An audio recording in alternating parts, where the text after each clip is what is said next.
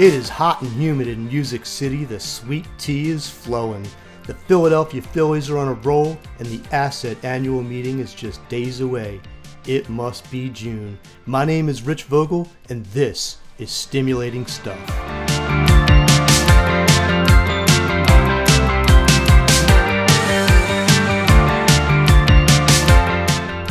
Welcome back to the Stimulating Stuff podcast. Today, I want to start by telling you a story. 2 years ago, an opportunity presented itself and I had some time off from work. So I packed up my car and took a month-long road trip by myself to see the country. It was an amazing trip. Fire, as the cool kids say. It was the trip of a lifetime, one that I would absolutely recommend to anyone. Let me tell you a few things about this trip to give you perspective and set the stage.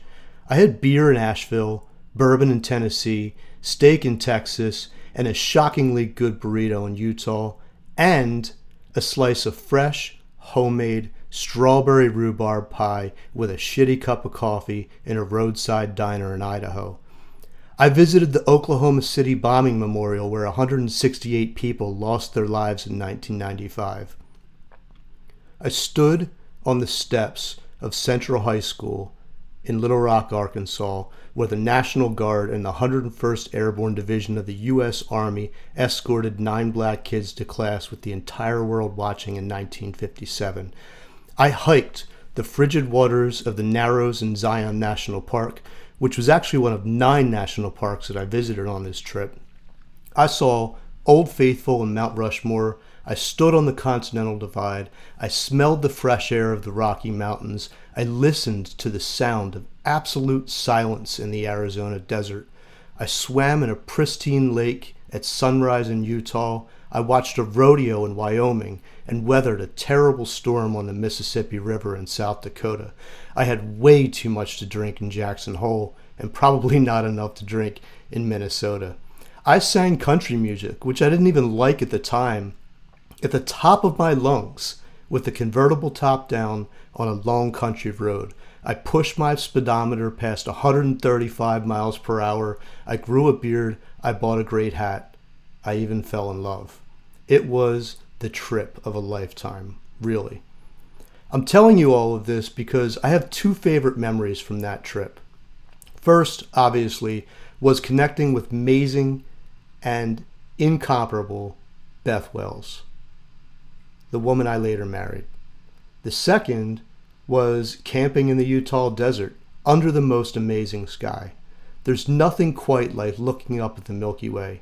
It's times like this, trips like this, that really make you think. You connect with yourself in ways you never have before. It's like finding yourself. Have you ever thought about what really matters in this world? It's a deep question worth pondering. Staring up at the stars in the Utah desert, it reminded me of a photo I once saw of planet Earth. It was taken by Voyager 1 as it exited the solar system. Planet Earth, from 4 billion miles away. That's billion with a B. In that photo, Earth is a barely perceptible speck. If you haven't seen it, you should Google that photo and try to find planet Earth. I mean, just imagine it. Amazing. The astrophysicist Carl Sagan once said of this pale blue dot that is planet Earth in the photo, quote, "Look again at that dot. That's here. That's home. That's us.